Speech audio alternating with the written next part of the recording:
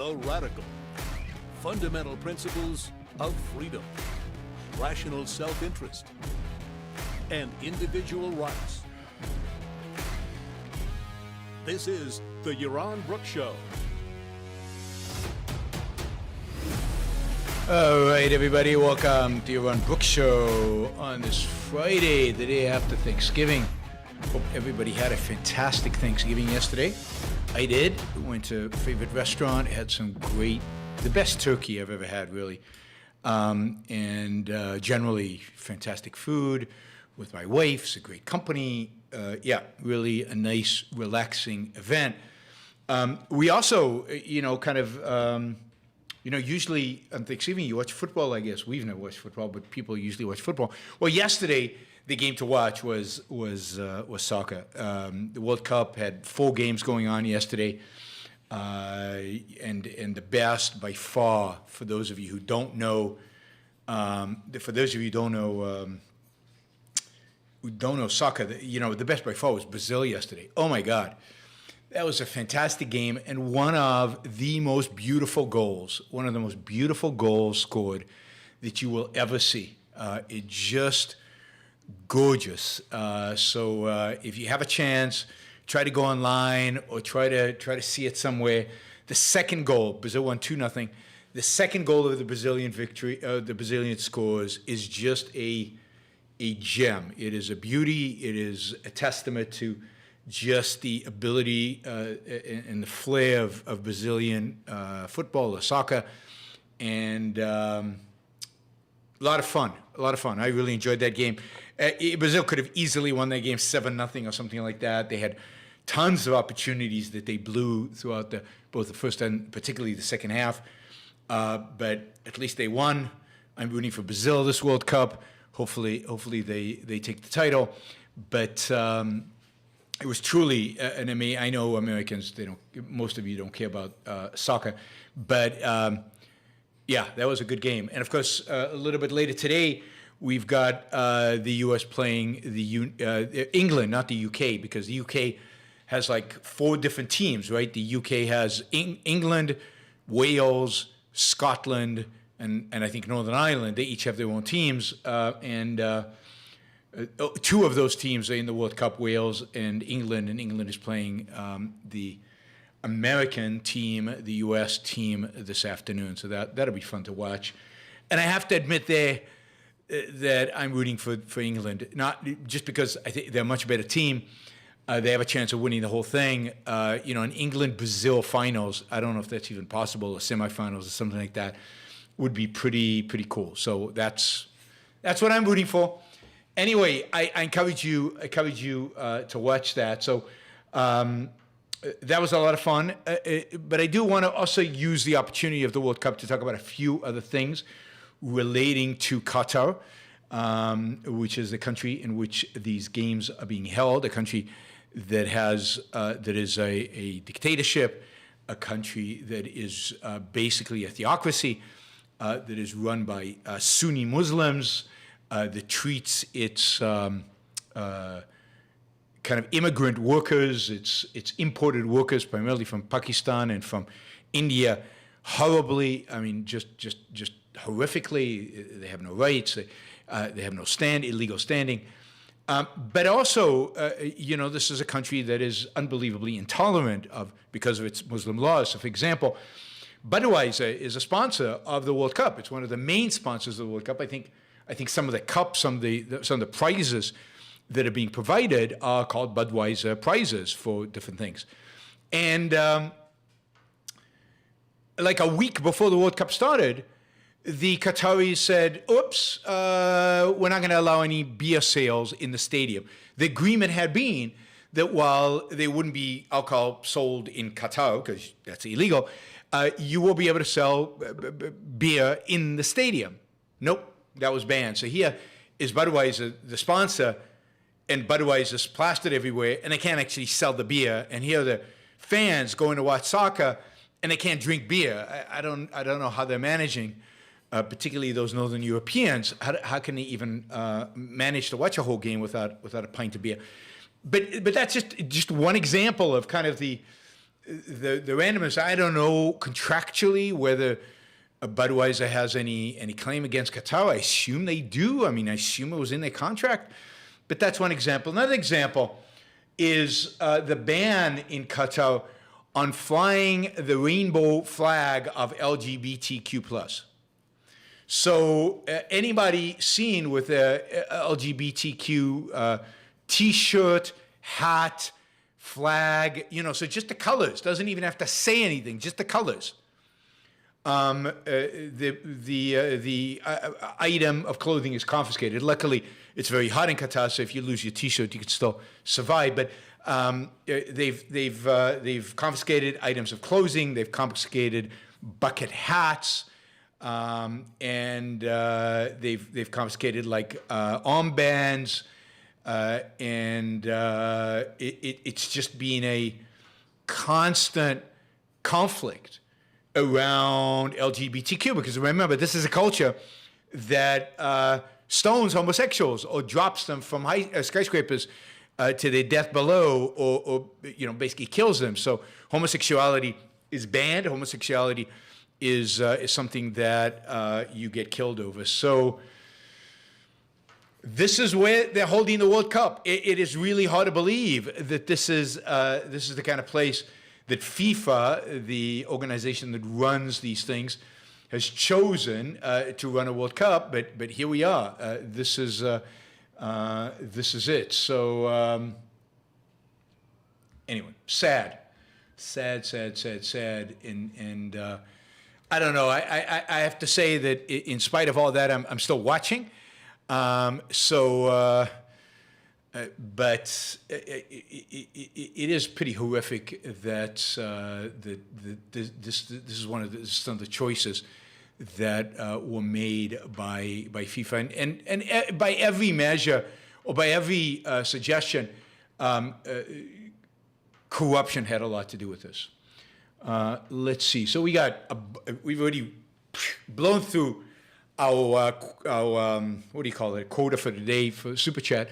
Maybe I'll have to increase the quota, but so thank you. We're already at like $360. So thank you. Let's see, who do we get?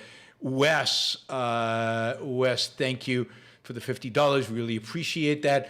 Doug has got a song review, Heaven is a Place on Earth by Belinda Carlisle. Never heard of that. Okay, we'll do that. Thank you, Doug.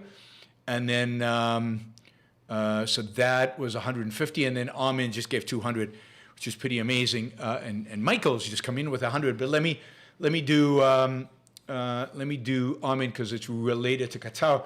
He says Qatar is also cooperating with the Iranian government to support Iranians to suppress Iranians supporting protests. Yes, Qatar is suppressing demonstrations against Iran. It is intelligence-wise supporting the Iranians, in many respects supporting the Iranians. But this is the killer thing about Iran. Sorry, about Qatar. It is the largest military base that the United States has in the Middle East is in Qatar. I think that's true. The military base responsible for all intelligence and all an Air Force, a huge Air Force base that the U.S. military has is in Qatar. So, go figure. Go figure. The U.S. is 100% sanctioning this regime. The U.S. is completely supporting this regime. A lot of Qatar's, the U.S. supplies them, in a sense, with cover, supplies the regime with cover. And yet the regime is cooperating with the number one enemy of the United States in the region, Iran. This is the kind of unprincipled, flaky, crazy foreign policy that the United States is engaged in. It's the foreign policy that they've engaged in forever. This is not the Biden administration or the Trump administration or the Obama administration or the Bush administration. It's all of them. It's all of them. I mean, why do we have a base in Qatar? They're the enemy. Remember, Qatar is also the regime that is most responsible for the funding of ISIS. Remember ISIS? And yet, we give them cover. we're right there. We legitimize them. Indeed, the biggest portion of U.S. soccer fans at the stadium cheering on for the U.S. are military personnel from the massive Qatari base, U.S. base in Qatar. I mean, it's just, these kind of things in foreign policy just boggle the mind. Just boggle the mind. It's just, there's no principles, no strategy, no ideas, nothing. Just pragmatism, short-termism, flagrant pragmatism, but supporting your own enemy, that's a whole other level. American foreign policy is a disaster. And anyway, we'll talk about, I'm going to do a show on American foreign policy with regard to Taiwan in a while, because I'm rethinking my position about Taiwan. So I think that'll be interesting, because I'm rethinking my position about Taiwan. Anyway, we will talk about that. Talk about what is strategic and where the United States should focus its efforts. All right, Armin, thank you. That was very, very generous. Michael. All right, we're going to get to your question later because it's unrelated to any of these news items, but thank you. Okay, Michael has a two-part question, $10 and $100. Thank you, Michael. All right, let's see, quickly. So that was the World Cup, that's Qatar. A quick Twitter update. Where's the Twitter update? Here's the Twitter update. So Elon Musk, as we've discussed, I think, last week, is running Twitter's, rather than having a moderating council, which, as far as I know, moderation council has never been convened. Maybe it has, but no indication that it's been convened and no indication of who's on it. Rather than using a moderation council, which is what Elon Musk said he would do when he first took over Twitter, and that no decisions would be made until the moderation council was convened. Rather than doing that, Elon Musk is running Twitter's moderation policy based on two ideas. One is polling, and two is whim. Or at least what seems like whim. He still has to explain exactly what the standard is. So the polling. So he over Thanksgiving he polled people and asked whether he should reinstate pretty much everybody that's been banned unless they had broken the law or engaged in egregious spam. And I think the poll was something like 70-30, and for reinstating everybody. So he announced this morning, I think, or yesterday, that he is reinstating everybody. So everybody's reinstated. Kanye was reinstated over the weekend. Of course, Trump was already reinstated based on another poll. And so all of that is reinstating. It'll be interesting to see if Alex Jones is reinstated, because Elon Musk has said no, Alex Jones is not reinstated. Why? Something to do with Elon Musk's personal preferences, but nothing, no principle emerged. So that is kind of interesting. We will see. Also, next week the check marks will be reestablished, reinstated. There will be 3 different check marks: one for organizations, corporations, and organizations; one for government; and one for individuals. And every check mark will be verified by a human being. I got my check mark. There was no verification. Basically, I paid $8.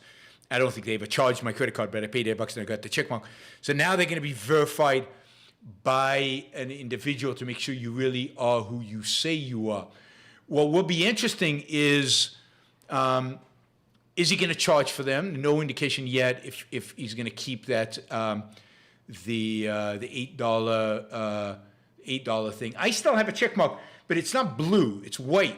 So I'm wondering what that means, right? So my check mark's white. Does anybody have a blue check mark? I don't know. So hopefully we'll get some visibility and some finality regarding check marks this coming week, because it looks like they will be doing that. So that is the latest news out of Twitter. All right, quickly, it looks like we're going fast today. This is good because I only had 4 topics and I didn't have a bunch of others on top of that. Let's do UK immigration. We'll also add US immigration to that. So immigration policies.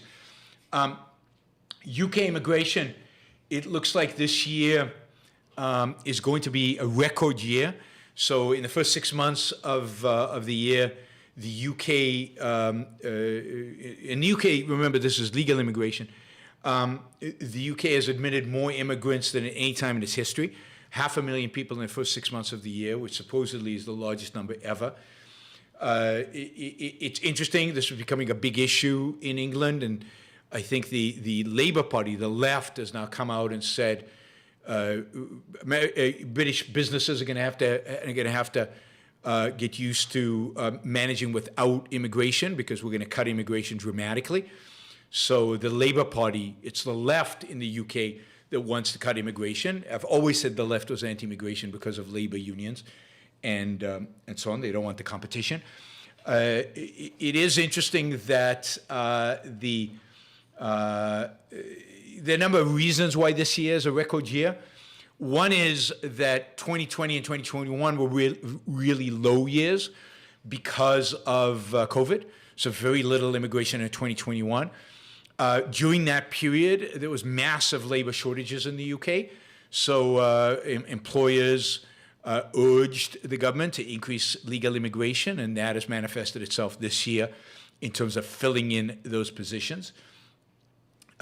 You've got also the fact that they've allowed many more immigrants from Ukraine and from Hong Kong because of the Chinese takeover of Hong Kong.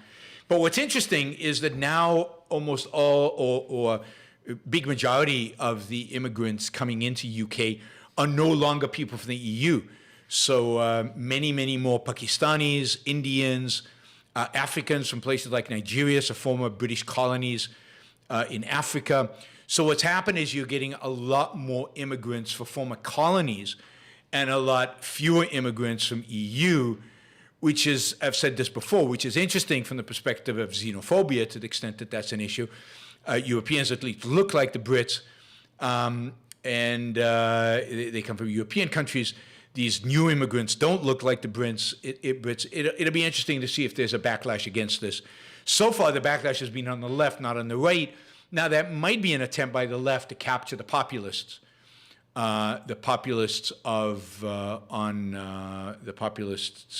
who voted for Johnson, to bring them back to the left, the working class people who voted for the Conservatives, and bring them back to the Labour Party. So it is interesting. It is also an indication of something that's happening as the West ages, as the West loses its workforce because of aging.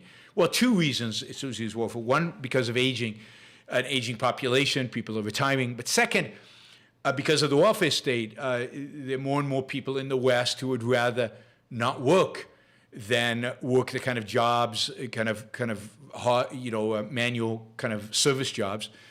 The more that happens, the bigger the labor shortage becomes. And that labor shortage is spurring, to a large extent, mass immigration or significant immigration. In the UK, you have to give them credit. They have, first of all, they're an island, so that makes it easier for them. But also, they have a system that allows immigrants, and it matches basically immigrants with needs. In the United States, we don't have such a system. We don't have a robust system of legal immigration, particularly we don't have a robust system for legal immigration for manual labor. We have a unrobust, a pathetic, broken system of H-1B type immigration, but even that has broken down. I mean, one of the great tragedies right now, one of the great global tragedies right now, foreign policy tragedies, again, of the U.S. is that there is real unhappiness in places like China around its own regime. And there's the smartest people in China want to get out. they want to leave. They're super smart. They're super productive. They're super innovative. They, they would enhance any economy in the world that they move to. And yet, because of immigration limitations, for example, in the United States, we don't allow them to immigrate here. Now, I know you guys are always complaining about immigrants from, I don't know, south of the border or whatever. But these are Chinese immigrants who are really, really smart and really, really productive and will immediately, as soon as they come here, create more jobs than they take away, supposedly, whatever the hell that means. And yet, we have barred them from coming in. We've made it almost impossible for them to come in, both legally and then, of course, culturally. And there's massive talent, which we used to have, we used to get, and now we don't. Of course, now, I already told the story of the guy who invented 5G, who was a graduate student in the U.S., and basically couldn't get that green card to stay in the U.S., went overseas, and basically 5G was created and built outside of the U.S. because of that. Because instead of being hired in the U.S. and being at the forefront of 5G in the U.S., it ultimately, the technology landed up in China in the hands of Huawei, or something like that. I can't really pronounce it. Because of our immigration policies. Immigration policies are insane, nuts. Anybody who gets a graduate degree in STEM should get a visa immediately. I mean, I don't think that's a limitation of it, but that's at the very, very, very, basis of it, right?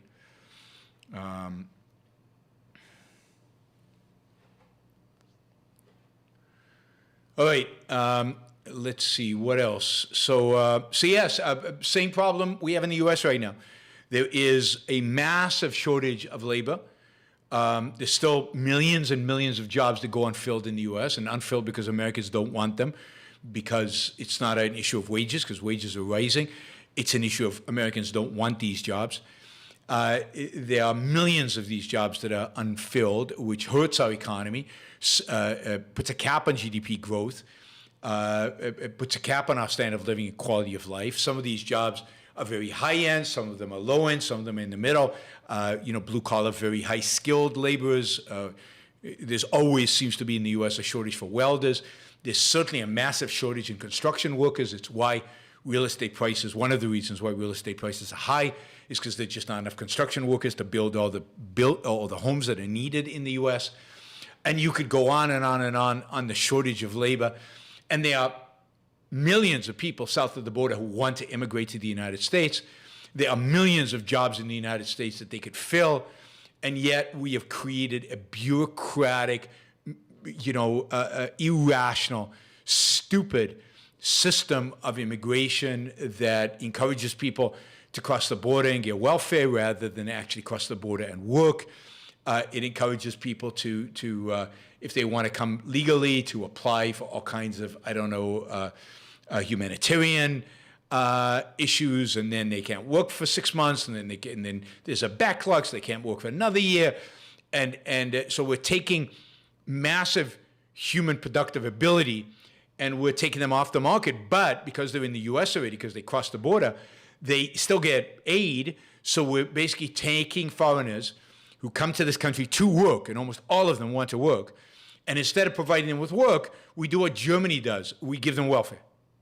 And we sustain them on welfare instead of requiring them to work.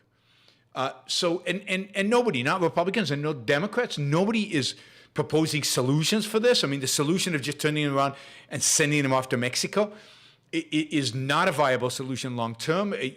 Increasing increasing the militarization of the border, building more walls, is not a solution long term. The solution is to provide them with jobs. The solution is to increase legal immigration and thus reduce the pressure on the border. It is insanity, absolutely insanity and immoral. It's both economic insanity and, of course, immoral to stop these people from immigrating, and if they do come in, then ban them from working. It's doubly stupid. So a lot of stories about the border crisis. The border crisis, to a large degree, is driven by labor shortage. So we got a border crisis that's driven by labor shortage. If you solve the labor shortage, you also solve the border crisis. And you do that either by driving the U.S. into depression, where it doesn't need the labor, and then people stop migrating into the U.S., or you do it by opening up the border, making it much easier to come in legally, and allowing them to come in so they can pick the strawberries and go and help on horse ranches and on picking apples and everything else that where there's massive labor shortages, and of course in construction. So you solve it either way. You either depress the economy, or you liberate, or you fill the jobs. That's the two ways in which you solve the labor shortage. The border crisis. All right. Finally, Chinese lockdowns. God, it's only getting worse in China. It is truly unimaginable how bad it is. There is an entire province, Xijing or something like that has been locked down now for months in spite of the so-called loosening up of the zero COVID policy in China. Now you have Beijing on the edge of being quarantined and locked down. You've got Guangzhou, really the industrial and productive center of China in the south, close to Hong Kong. They are now being ground to a halt because of COVID restrictions. The Chinese economy is taking a massive beating because of this. The Chinese are taking a massive beating as a consequence of this. The economy is taking a beating. Of course, people's lives are being destroyed or being harassed by being forced to be locked down for days, weeks, months on end.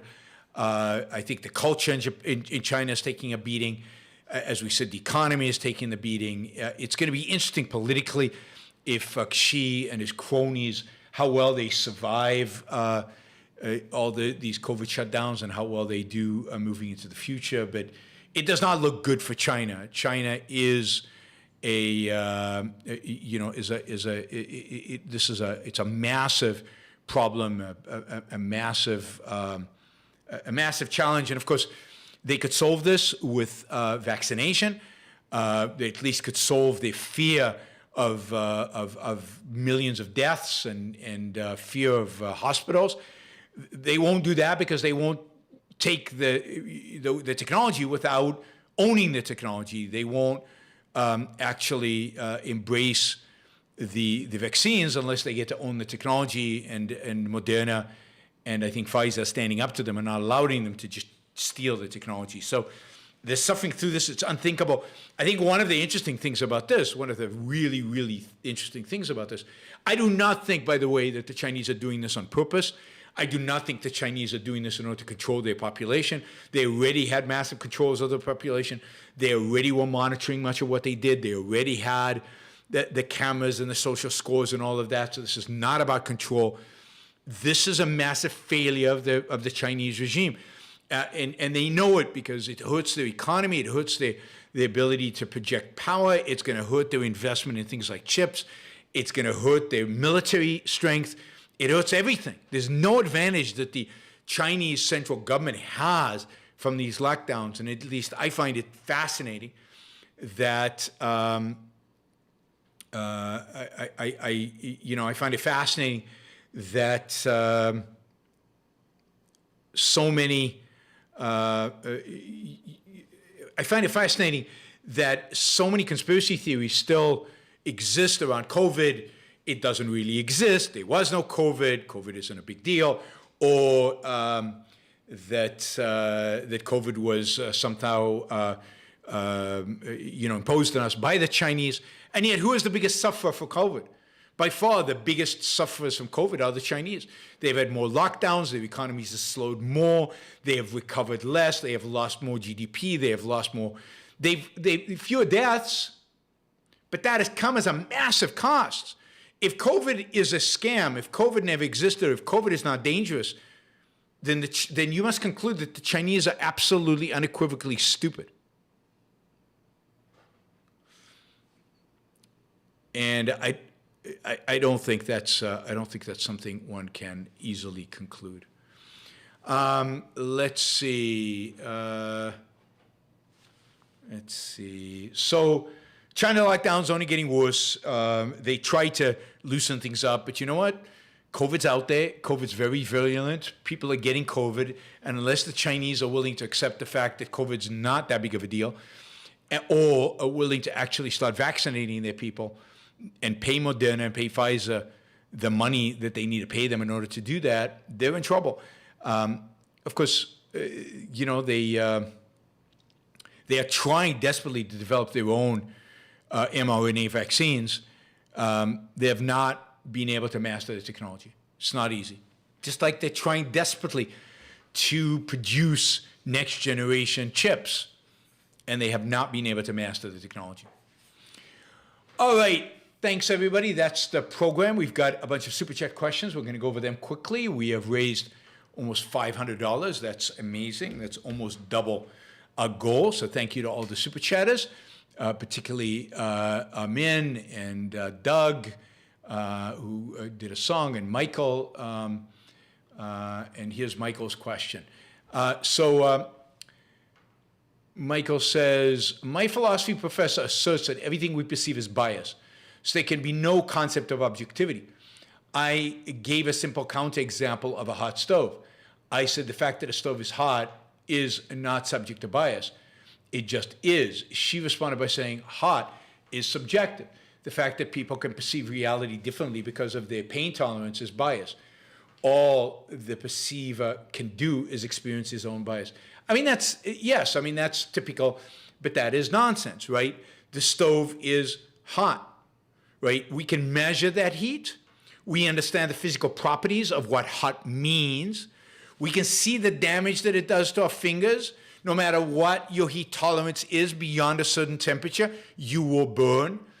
It might be somewhat individual at what temperature you will burn, or at what temperature you perceive something as hot. My wife and I constantly argue about the air conditioning. She's always cold, I'm always hot.